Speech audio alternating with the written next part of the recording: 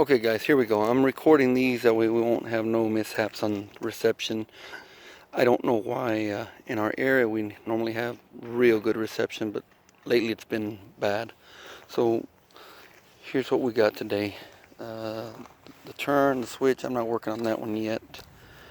I'll come back to all that. And I've got to put the vibrator down, the compactor, and right here in this area where the switch, where the legs are at, or the switching points, I was very careful as to put how much, so much gravel and compacted that it bowed down. It wasn't compacted enough. I got another load of this gravel. It says it's a 1/4 inch, but it's a 1/4 inch thickness. So width, long ways, is more than 3/8. So I'm okay with that because they only have this or 1 inch, and I did not want to use a 1 inch rock. It just becomes problematic.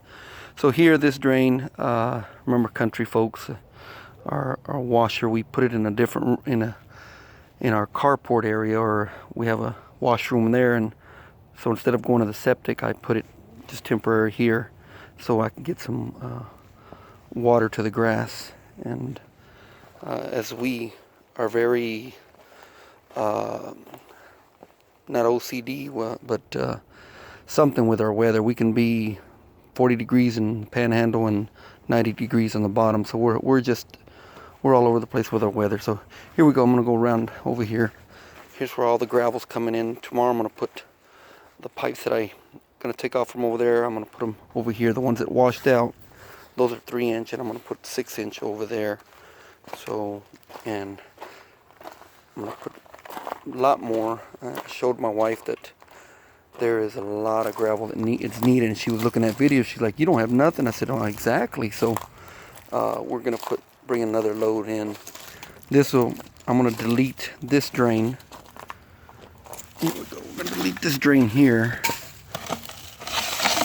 and just fill it back in. That's the washout that happened, as you can see. So I'm going to delete that drain, and I'm going to build it up with some rocks. I got plenty of rocks here that we've pulled out of our yard. Got a rock bucket as well, so I could, take the dirt out of it. And these are not small. I mean, that's my hand, so you can imagine how big that is. It's like 2 bowling balls or more. So I got plenty of rock and to do supporting walls for the water. So here's a retaining wall as usual, and here's how I'm going to put those drains. Hopefully I'll get them in tomorrow. I don't know yet. I'm going to do as much as I can, at least to get the track up and running. So it was 45, 48, now it's 68. 48 this morning, now it's 68 this afternoon, so my nose is going crazy over here. I've got the sniffles. So like I said, here we go, continuing to put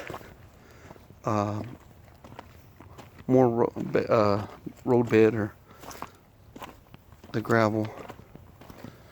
And here I've got, this is my one of my points that sticks there. So now I'm kind of, going up with a grade here. So here's, you can see more gravel's going into what was the road bed before, and then now we're getting hollow spots, and now we just have high spots. So as you can see there. So, and so I got more, like I said, coming. Keep on working on it. As you can see, I have already made my ties bigger here. So I think I'm going to go with 14 inch and then space them every other tie. Something like this more than like that. That's too much spacing and not enough meat on each side to keep it solid. So I'm going to redo these and make it more tighter and more wider. So I don't know if 14's pushing it, but I don't want to take no more chances on the turns. So here's I know some of you are going to laugh, some of you are going to go, well, it is what it is. Our soil over here, when it gets wet, it's nasty, and everything moves. So rather than putting concrete, this is what I'm building right now, so I can get over over it with the tractors and do my work, and then and I can remove them. As you can see, I'm gonna get like 4 or 5 more railroad ties, so it'll have somewhat of a ramp. And I got 1, 2, 3, 4, 5, 6 4x4s, pressure treated ones. Put bolts, 1/2-inch bolts all the way through, and then I put those there. So I'm gonna, since I got the forklift, the forks for my tractor, put a chain and just pick them up when I'm not using them, and then this can stay here the same. So like that. So it may not stay like that for the future, but for now I don't have. Once we build our garage, then I'm gonna put a driveway here. So I don't want to invest any more money into this until I do it with cement.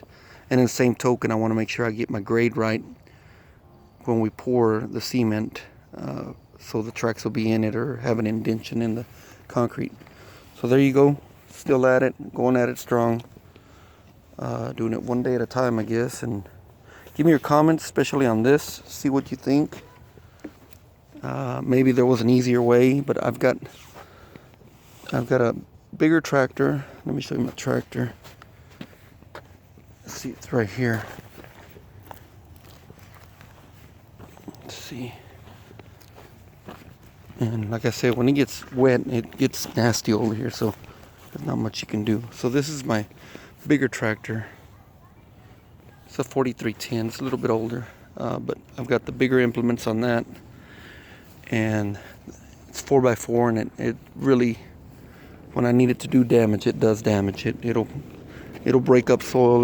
I've got the rake, so you got that. And then I've got the Kubota that I bought. That's got the rock bucket. So for this area, you need to have a rock bucket. There's so many rocks everywhere. There's my little rock piles right there that we keep raking and raking. There's my forks. And of course, there's a rolling stock and the cabooses. So eventually I'm gonna have a driveway back here to go to the garage. So there's my Kubota there. So yes, I could have bought the locomotive a long time ago, and I even bought the thumb for it, and it works perfect. I could have bought my -9 or the Ace, the one I want, but how can I have it and then not be able to run it unless I wait for the train meets? And literally, I've not even gone to really one. I went to one to visit one time, and it was not a good experience. So I kind of put me, I felt bad about it and just stopped. So, but here it goes. We're getting it. Yard's getting cleaner. I'm missing a lot of base for the foundation for the garage, but that's why I need to do this, because then I can start calling in the truck so I can bring the base back here and start filling up this hole with a good foundation. So there's my dog. Not mine, my son's. I babysit a lot. So anyway, just thought I'd give you an update. I'll talk to y'all later. Bye.